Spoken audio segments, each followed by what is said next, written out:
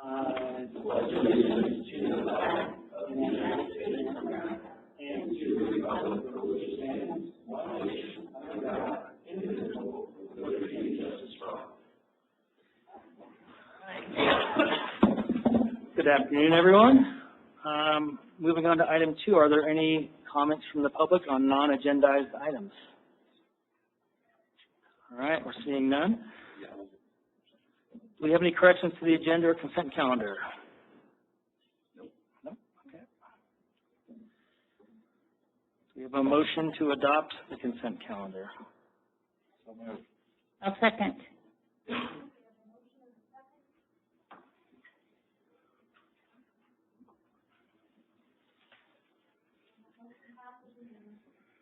Okay, no items were moved forward for item 5, so we're moving to item 6A, unpaid delinquent accounts for sewer and water. Alina, are you all right?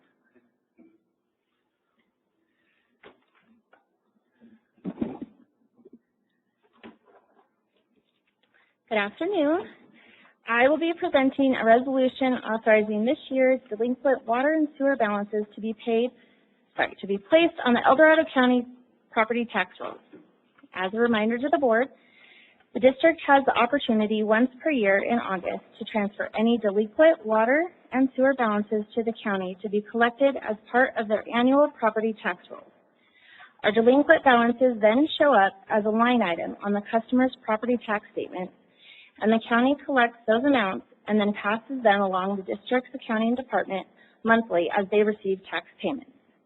The vast majority of these customers pay their property taxes installments on time in December and April. The county charges the district a very nominal fee for processing our tax roll transfers.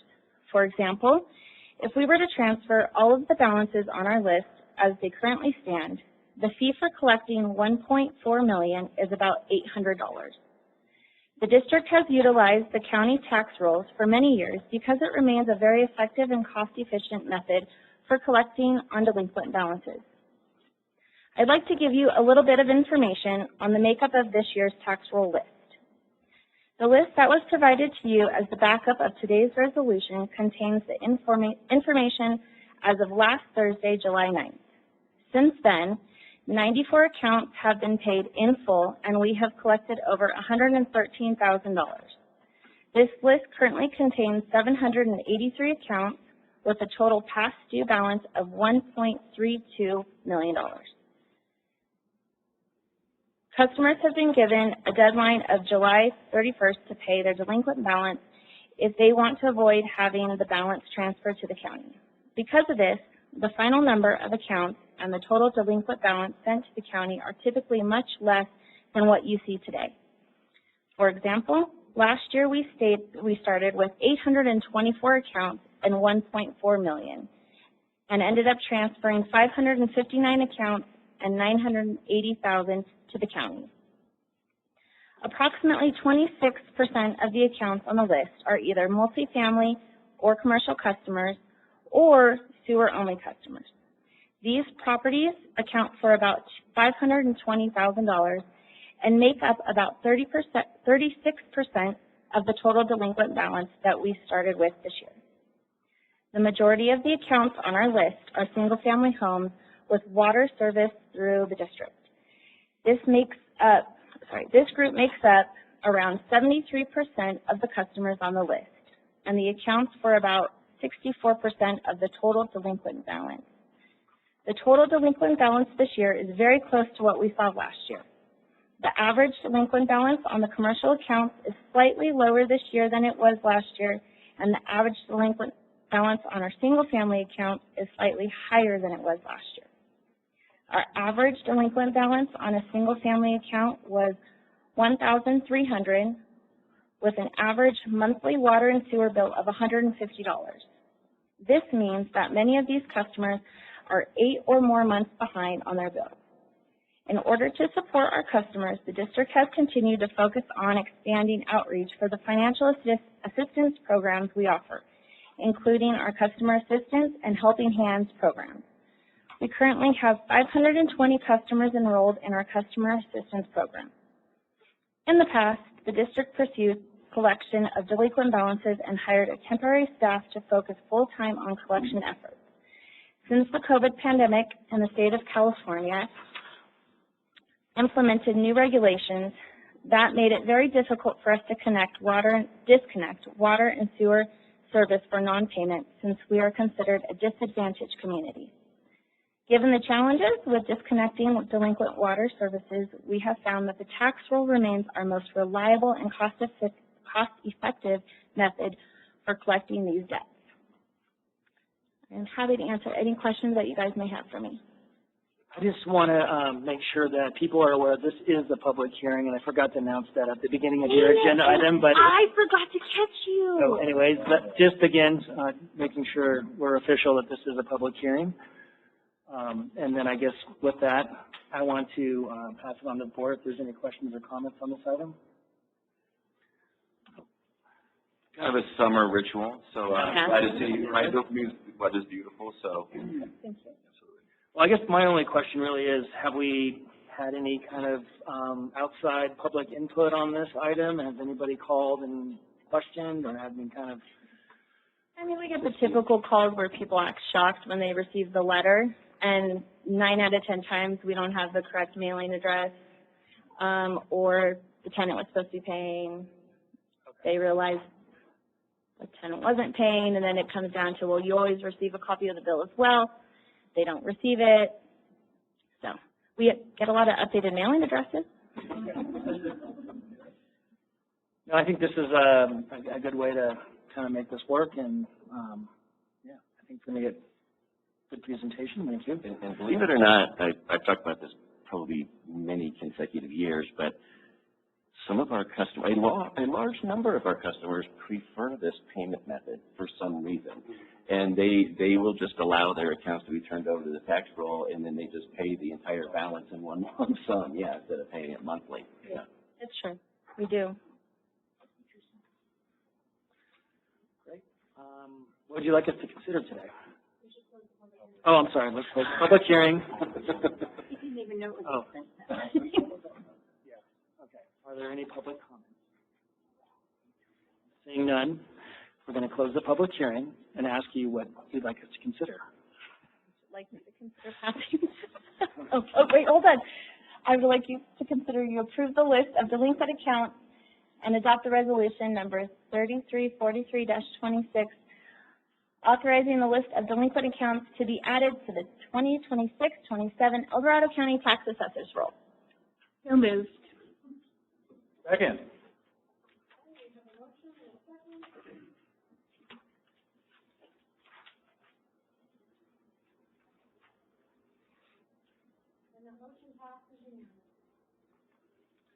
Thank you. Thank you. All right.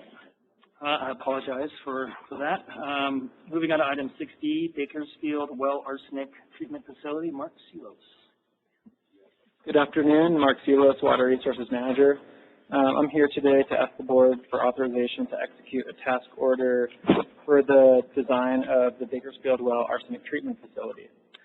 And so, as you know, Bakersfield Well has had steadily increasing arsenic concentrations over time. Those popped over the MCL after our Bakersfield Well Rehabilitation Project last year. And so we kind of started scrambling to figure this out so that we wouldn't have to remove that well from service. We could keep serving safe water. And so we did an analysis with BEST. It was a dynamic flow profile of the well. And that showed us that we had high arsenic concentrations in the bottom screen, disproportionately high, which was not known before. And so we recently completed a project to seal that bottom screen. That'll have a negligible effect on the flow from the well and the yield from the well, but we're expecting that it should decrease arsenic concentrations to around 8 parts per billion, so 2 parts per billion below the MCL.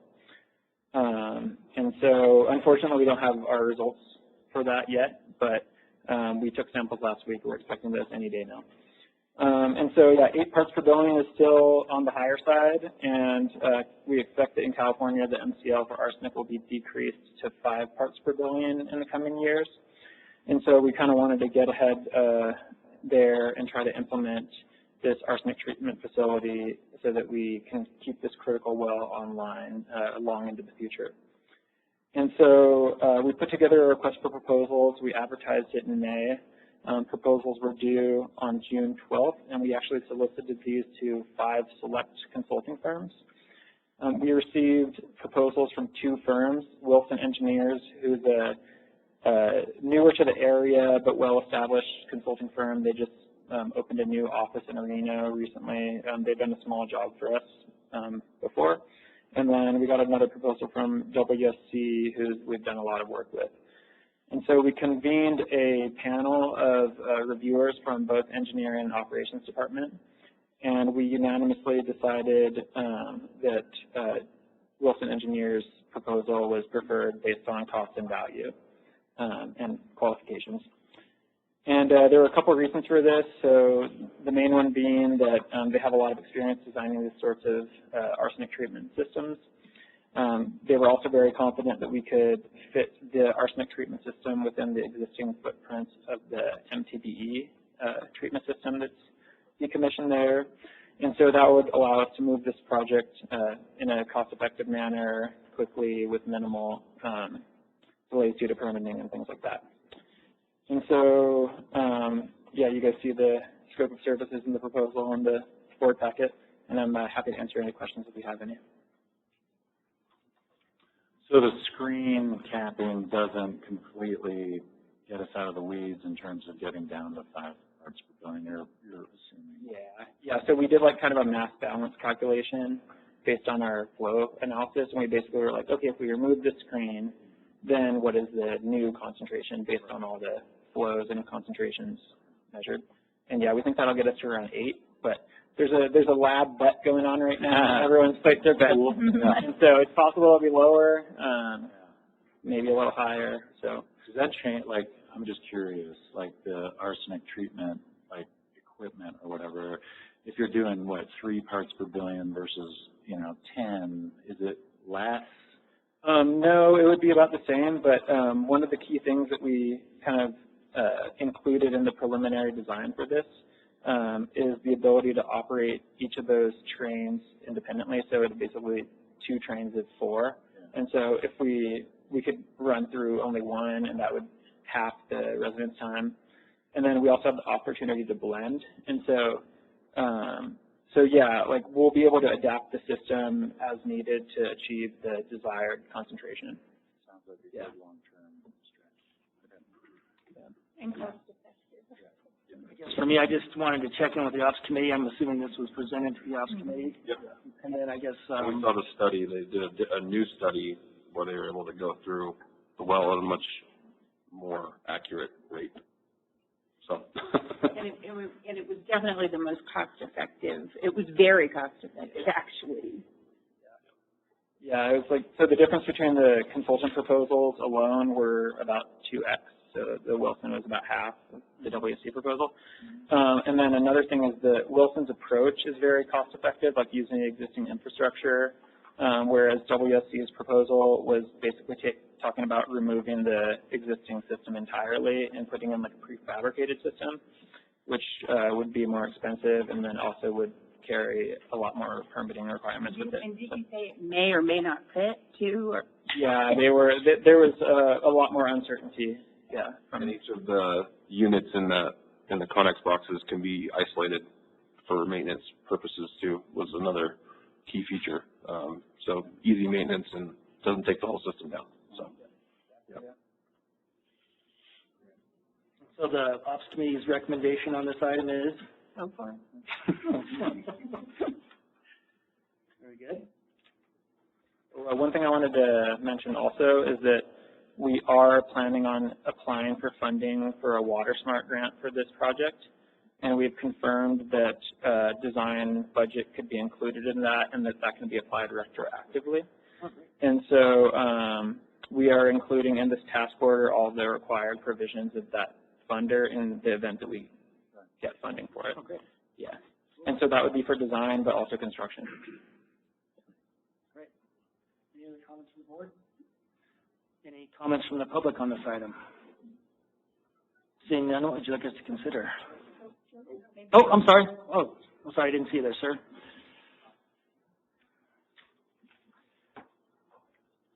Good afternoon, President, members of the board.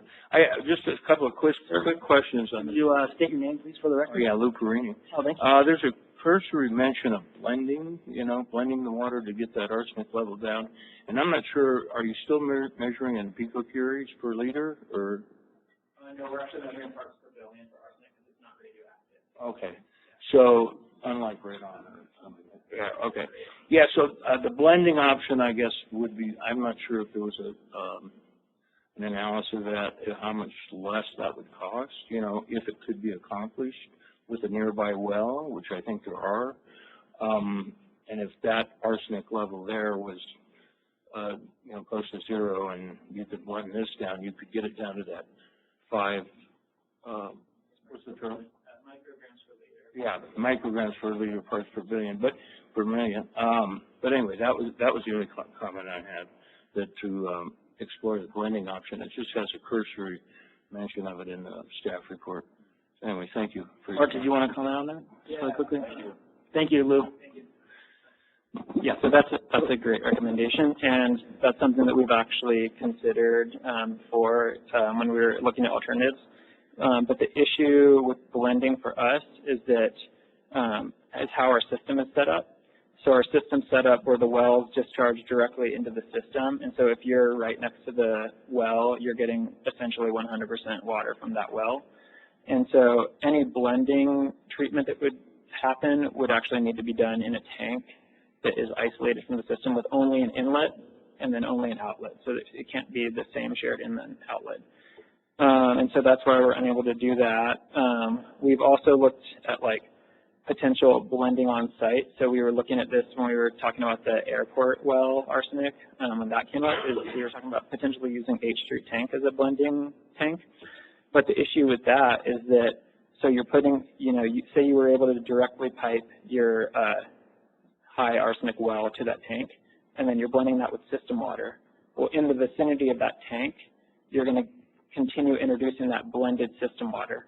So it's going to increase and increase and increase in concentration. So that's why that's typically not allowed to blend in that manner. And so it has to be fully isolated. And so that's why we recommend the arsenic treatment facility.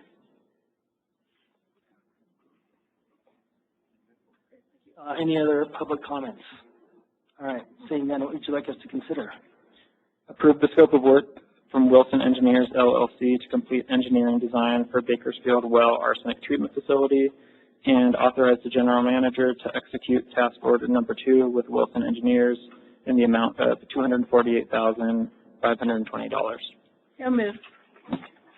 Second.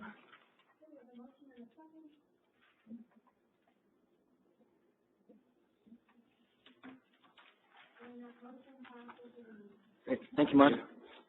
Okay, moving on to item 6C, Civil Rights Public-Facing Policy. Danielle. Good afternoon, members of the board. Danielle Morse, the grants coordinator. I am here today because I have bringing to you a draft civil rights public-facing policy. As you are aware, the district is the recipient of federal financial assistance from the Environmental Protection Agency for our Pioneer Trail project, and we will also be receiving EPA assistance for our Park Avenue waterline project. And as a recipient of EPA federal assistance, we are required to comply with laws and regulations regarding non-discrimination and the non-discriminatory use of federal funds, non-discriminatory use of federal funds. This draft policy ensures that the district allows public access to all services provided by the district, non-discriminatory use of federal funds, and establishes a method for receiving and investigating allegations of discrimination from the public while adhering to reporting requirements. So the basics of the policy are the public-facing policy itself, which describes the different forms of discrimination that are applicable. It cites the federal civil rights laws, and then it discusses a limited English proficiency plan, which allows for free oral interpretation services, as well as translation of vital documents and multilingual signage where appropriate. We also have to ensure that we have disability access that we make public meetings available for public participation, and that we have grievance procedures in a formal complaint process for any allegations of discrimination. So basically, many of the things that are required were already in place here at the district. We just needed to formalize it through a policy. So what I have done is drafted this public-facing civil rights policy, which includes the grievance procedures, and then we also have developed a limited English proficiency tracking log so that we can keep data on the types of translations that are requested. Customer service is already very aware of what is primarily requested from our customers. This is just a more formal way of documenting it so that we can demonstrate our compliance. So with that, included in this agenda item, you received a copy of the draft policy as well as the checklist that was used to develop it. So with that, I will open it up to any questions that you may have. I'm just curious, like, how many languages are we translating, or? Well, the predominant language that we receive requests for is Spanish. I don't think, when Ryan and I met, I don't think he received requests for any additional languages. And you may already be aware our website is now able to translate everything on there into many different languages. So, but in the event that we did receive a request for another language, then that would be something we would approach at that time. For the multilingual signage where appropriate, is there any criteria for, like, identifying what's appropriate and where it's appropriate and where it's not? No. It's very open for interpretation, but as my thought is here, making sure we're displaying things in English and in Spanish is the most appropriate method for us to make sure that we're keeping that, making that available to our primary second language users. So, you know, we have discussed whether or not customer service wants to increase some of the Spanish signage for certain things. So that will be determined as we continue to gather more data and monitor the requests that we receive. Do we have a sense of how much additional cost this might be to implement, or is it pretty much, it sounds like a lot of it's already kind of there? Or? I think there is really no cost. I created a tracking log for customer service to document when they receive requests, but above and beyond that, it would be specific on if someone did come in and request something to be translated into a language other than Spanish, we might have some costs incurred to translate into whatever language that would be. But like Ryan said, as of yet, under his term, we have not received any request for it. And then how did Andrea Salazar become our civil rights coordinator? She volunteered. I volunteered. Not in your job description, right? Okay, you volunteered. I was trying to spread the wealth on those type of things. I know customer service deals with the customers and the public a lot, but I didn't want to put that on Ryan. Okay, very good. I have some familiarity with this kind of in my other job, and I'm just curious if there's been a lot of attacks by the current administration on like Title VI and just a lot of things, and I just want to make sure that we're squared up with some of these federal agencies, just in terms of some of our terminology and just policies, and I'm assuming you're using kind of the latest with all those executive orders that have come down, because it kind of gets really strange. Yeah. And so I just want to make sure that there's some awareness there, and this was developed with that understanding. Absolutely. So yes, I can tell you that we are very aware of some of the terms that are attracting a lot of attention under the current administration. We have been careful to, our services are available to everyone. We cannot discriminate on who receives our services. So we're in a good starting place to begin with, but we have taken great care to avoid any references or language that could cause alarm. And just on another note, what's a little bit strange about this is that, as you mentioned, several of these civil rights requirements and acts are, while they may not be enforced very much under this administration, the statutes have not changed. So my perspective, and that is my interpretation, is as long as it's written into law, we must follow it, regardless of whether the administration is challenging it. That was largely my comment, just the kind of synergy between, you know, I'm not an expert clearly, but just, you know, things we're all hearing on the news. And then this is more just out of curiosity, like, given everything we said about the current administration, like, how did this come up right now? You know what I mean? Like, that's what I think was most surprising to me when I just saw it on the agenda. Yeah. Like, I thought this was maybe years from now it became, but. Well, it's been in discussion for years at the district. I was aware of this requirement when I started because North Tahoe Fire Protection District actually underwent an audit from the Department of Homeland Security on their civil rights. And so Shelley had information on that, which she shared with me, which I then used to research. And then when we were filling out our application for the Pioneer Trail Waterline project for the EPA, they require that you fill out a civil rights compliance document. And so during that exercise, we did realize we needed to have some more formal documentation in our records to really meet everything that they were asking for. So this was a result of that. Okay, cool. You know, I thought they reached out to us, and I was like, wow, that's what was surprising. Yeah, no, it was basically, we filled out this questionnaire. They came back and said, are you sure? Yeah. Are you sure this is your answer? Yeah. So it just gave us an opportunity to make sure we had everything in place to be compliant. And I was just curious, like Liz, as an HR, have we reviewed this and we've kind of compared notes and it's all vetted? So HR has not, I don't think has reviewed this because it's a public-facing policy. Okay. So HR is responsible for any non-discrimination policies regarding our employees, but this is more a public-facing policy. Thanks for clarifying. But you're welcome to review it. Cool. Any more questions or comments from the board? Assuming legals looked at it as well? Not yet. I wanted to have the opportunity to present it to the board to get any recommendations of revisions or changes from you, and then I prefer to do the legal review of it as the last Yeah, we're not step. adopting it today. Yes, you're not adopting it today. today. So really my only action that I'm asking of you today is to review the policy and to make any recommendations for revisions with the intent to adopt at our August 6th board meeting. Very good. So we don't need any voting action on this one? Okay. And Danielle, I'm assuming for the next board meeting, it'll just be on consent since they have seen it now. Unless there's comments. Yeah, I would assume so. Okay. Thank you. Thank you. All right. Moving on to item 7, standing and ad hoc committee and liaison reports. Want to start us off, Nick? X-line. Yes, on, what was it, Wednesday? July 8th. Yeah. July 8th, we had the Systems Energy and Efficiency, Systems Efficiency and Sustainability Committee in the small conference room.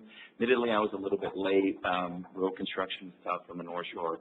The dagger in the heart was when I decided to go Pioneer instead of 50 because I didn't know, and that last 15 minutes was a killer. I did the same thing enough, so. Yeah, okay. I didn't know Pioneer was killing me. But anyway, sorry. So to my tardiness, and Shane, to please fill into that. So we, you know, got a really, you know, kind of robust update from Trevor in terms of, you know, solar, you know, really, really deep in the weeds in terms of, you know, when we're generating, you know, how we're moving in our energy, you know, what we're going to do with the additional research in terms of, you know, optimizing the opportunity of the solar in terms of, you know, both in terms of cost, energy efficiency gains, all that kind of stuff. So, you know, basically the way I describe it is, you know, it's been up since December, full force. I can't tell you the exact date, but now the information and enough data starting to come in where we can start to see like how best to use it. We wanted to collect that data for a little while just to make sure we knew kind of system was running well, and again, how to kind of utilize that. The other piece was we had connected on and forgive me, I can't recall the group that we're a member of. Shane, if you would help me out with the. Conference that Trevor Yeah. Oh, the Renewable Energy and Storage Conference thing? Yeah, well, the Renewable Energy, and Trevor also attended a Renewable Energy and Storage conference, a lot of background information on that, just in terms of the district. And I think, you know, it was interesting on our behalf, but just the kind of scale and what other, you know, kind of people in the industry are doing elsewhere, and really kind of paving the path. That to some degree led into discussion in terms of, you know, things I, you know, kind of referenced up here many, many times in terms of the tariff system, how we look to move beyond that and create a dynamic that works here for a district. And I would say for our larger community, I think it's important from a financial reality, from a district perspective, and also for the community.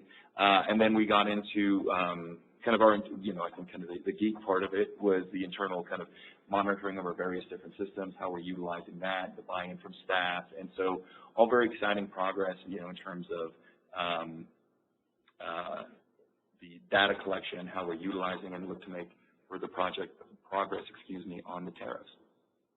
Yeah, no, that's a very good summary. I think just to add, so there's Trevor really provided a really good, presentation on kind of the solar dashboard and talking through the information that's being generated. We're clearly generating more than we're allowed to generate, which is kind of an interesting thing where the graphs kind of top out at 1 megawatt and then continue on. But again, it's providing that kind of information on how to inform adjustments in operations in terms of how we basically best utilize the power that's available at the time it's available.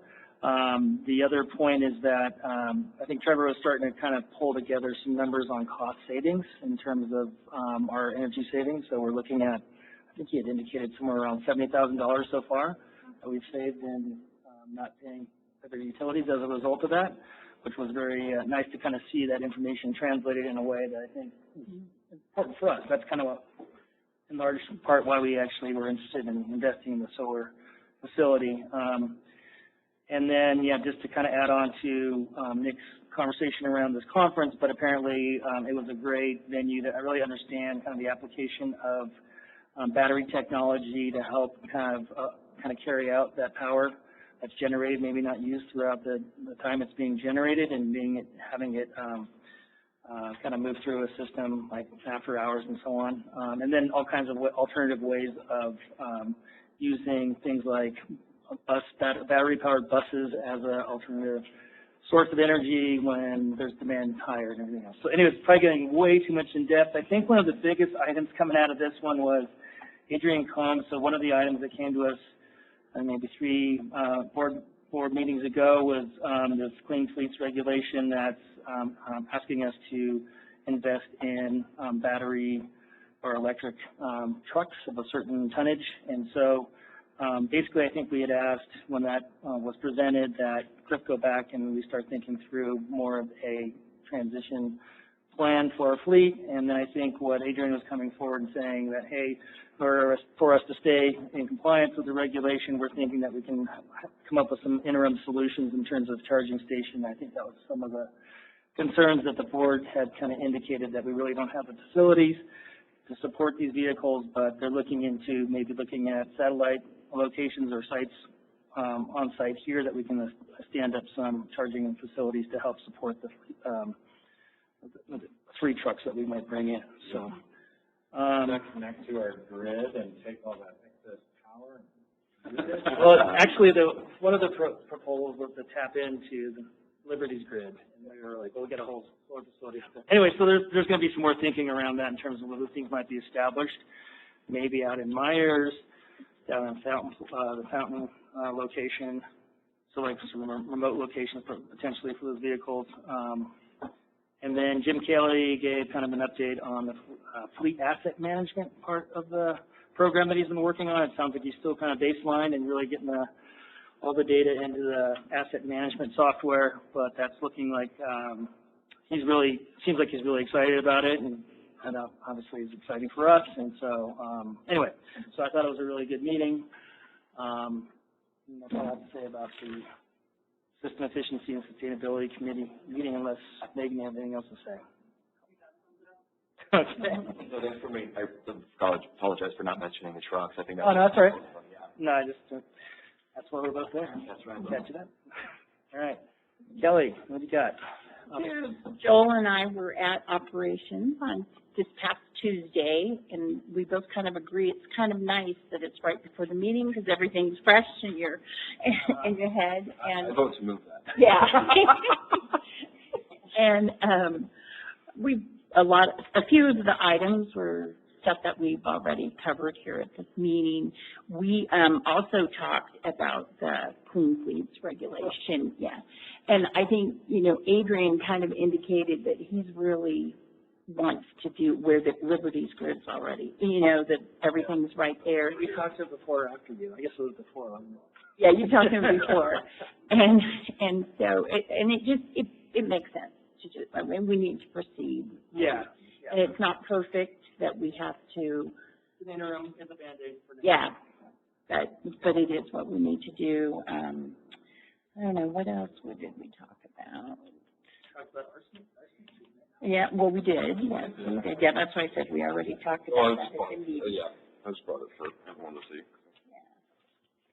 Was there, so I guess, Nora, I think when we were on ops, we were trying to get it ahead of the preceding board agenda, so any kind of items, or is that going to switch back out and go back to? So that was one of them, and then, so two more that should be coming later is the media replacement for Arrowhead and 1,000 horsepower replacement pump for pump number 3 spare.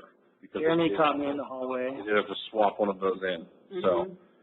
$7. 780, yeah.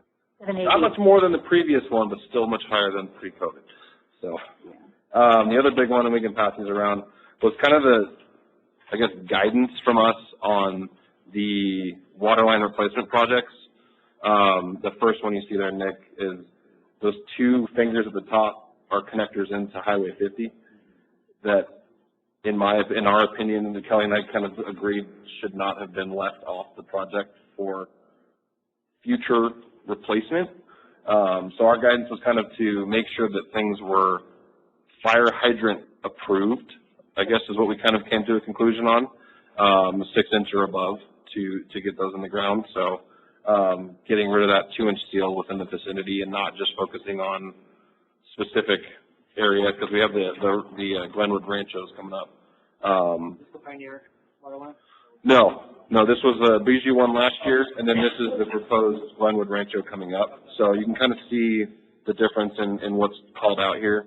And it was more just like a guideline. We agreed that not leaving something like these little courts out because they're not part of the main line, you know what I mean?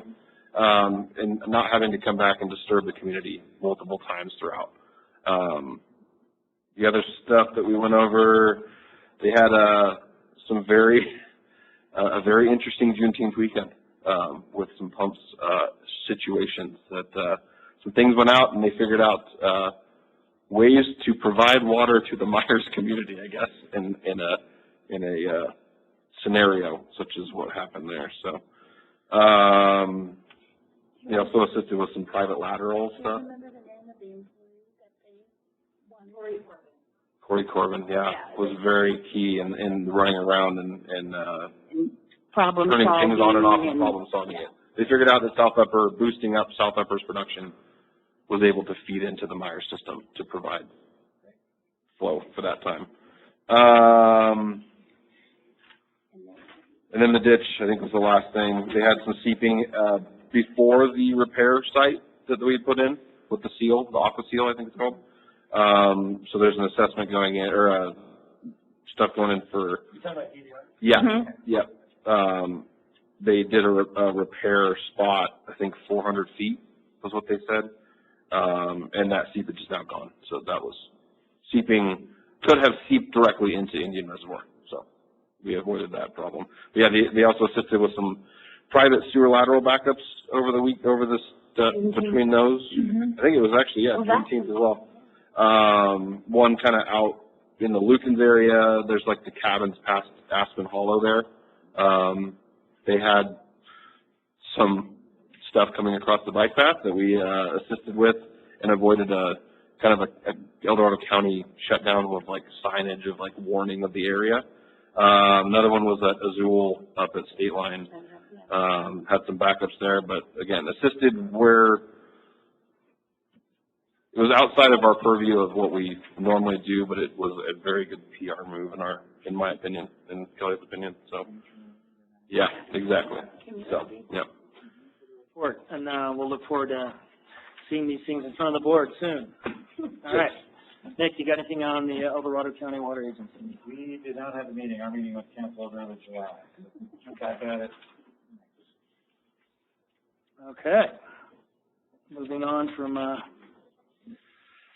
basically item 7, moving on to item 8. Are there any board member reports? No. I did see in the Mountain News that the district got some ink. Yeah. Mark?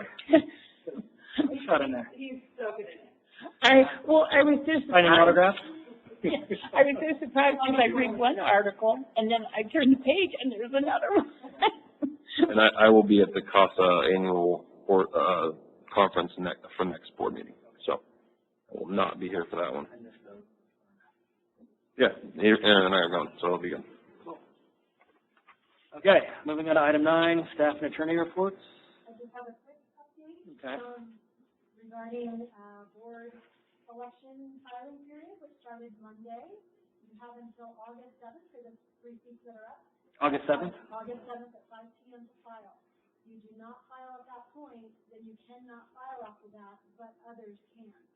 Non-incumbents can file up until August 12th. So August 7th is the deadline for it. And you have to make an appointment. You have to make an appointment. I did take a look at the calendar briefly, and the appointments are filling up. So just to be aware, some of them didn't have anything available on certain days. Is that calendar online? Yes, it's online. You can make your appointment online. Just click on the little tab for El Dorado. You do have to go to Placerville. They aren't taking any appointments here locally this year. Shingle Spring? I actually stopped there yesterday, as an aside, and you may want to call down there because when I was down there, they're like, no, we're going to have a day or two up at Tahoe, so you may want to call down there and see if you can set that up so you can avoid the drive. The normal gal who normally does the election has just retired, and so when I contacted them, they said, nope, we will not be doing anything. I'm just like, that's really okay. Yeah, but I don't think it was anywhere because it was that moment where we're like, I wish this was somewhere I would have seen it. But, you know, for you guys, if you're going to go down there, just save the trip. So your name's in the hat. Oh, what? I mean. So there is one person who is filed. Want to take a guess at who that is? Wait, what? There is one person. Oh, that was. Is it Nick? X-Line? Anybody know who that is? It is. I know that is. Okay. Anyway, yeah, just keep that in mind. August 7th, before August 7th at 5 p.m. Okay. And my other recommendation, in case you don't do it, fill out all the forms before you get there with the new people down there. Was greatly appreciated them. And Those are all online too, those things? Okay. Whole process. They do ask you to come with it completed. The eligible plan this year, and then the gal was retired, and they haven't replaced her yet. they were very excited that everything was filled out. So like, I said that I would pass that word along to you guys. Okay, anything else from staff or attorney reports? Randy, got anything? No? Okay. General manager report, item 11. Just a couple of things. 10, sorry. I just wanted to announce that on July 6th, the district did sponsor a bread and broth event, and so I think 5 of our employees participated in that, which was really nice. The other great thing that took place a few weeks ago, we had our annual employee recognition picnic this year, and 2 of our board members were able to attend, Shane and Nick Exline. Great event. At the end, we always announce the crew of the year and the employee of the year, and this year's crew of the year was the heavy maintenance crew, which was real good for them. And then the employee of the year was out of IT, and it was Vinny Stagnaro. Yeah. Very well deserved. I love the pictures in the newsletter. It made me really want to be there. I was out of town, unfortunately, or I totally would have been to the. They had tons of food. Compliments to everyone that made the sign. Glad you do that for staff. It's really important. Yeah, great event. Thank you, Paul, for personally supporting the bread and broth. I also appreciated the front office being closed for the hour. That was something I had brought forward to ECC, so I appreciate that we had done that for staff to be able to enjoy that. So. Very good. So you got Paul? Yep. All right. Item 11, you see the notice of past and future meetings and events. Our next board meeting is August 6th, and we're going to adjourn this meeting in a closed session. Some water. We do have items 13A and B still remaining to be considered. Item 13A is going to be presented by Liz Kaufman, the general manager, for the general manager's salary piece. Okay, thank you. So the Board of Directors recently completed the annual performance evaluation of the General Manager, Paul Hughes. The General Manager Employment Agreement provides that the General Manager is eligible for an annual merit increase to the next step in the approved salary range, subject to Board approval and based on performance. Following the completion of the annual performance evaluation, the board may consider approval of a merit increase to step F of the management salary schedule, resulting in a monthly salary of $27,978.85 effective August 13th, 2026. Okay, thank you. Board discussion on the general manager's salary item.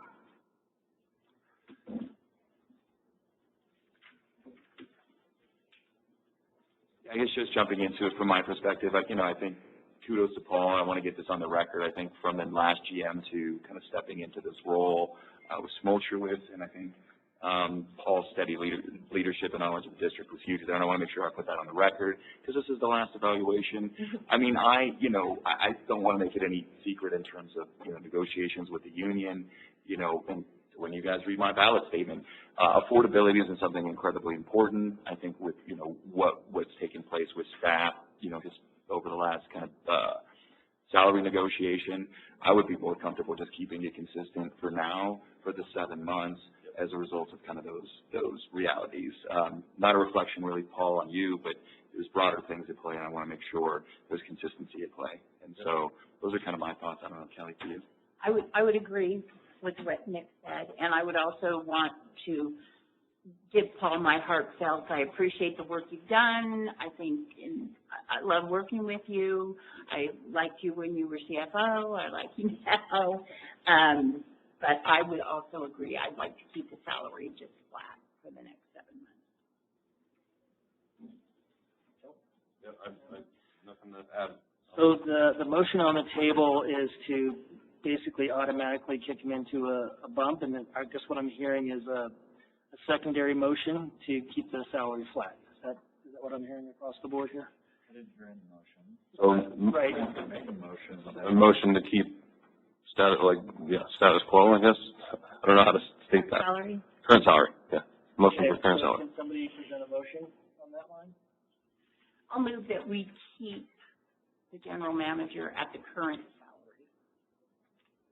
Is that it? Is that good? I'll second.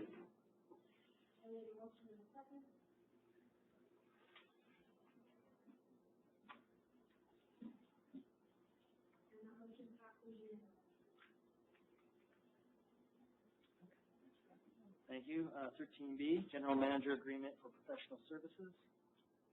Okay. The current general manager employment agreement is scheduled to expire August 12th of 2026. The proposed First Amendment extends the term of the agreement through February 1st, 2027. There are no other provisions of the agreement are modified by this amendment. I'll move approval of the contract amendment to extend it to February 1st, 2020. I'll second. No discussion? We're good? Okay, good. I just echo my comments from before, yeah. I don't have to read board action. We have a motion from David and a Second, for me.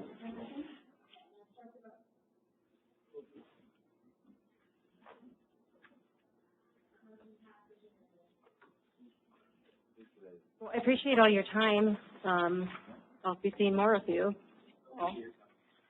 And then there are two, are we still in? There's 2 documents that, Yeah, I got to amend. So yeah, we'll have to work before I sign those. This meeting is adjourned.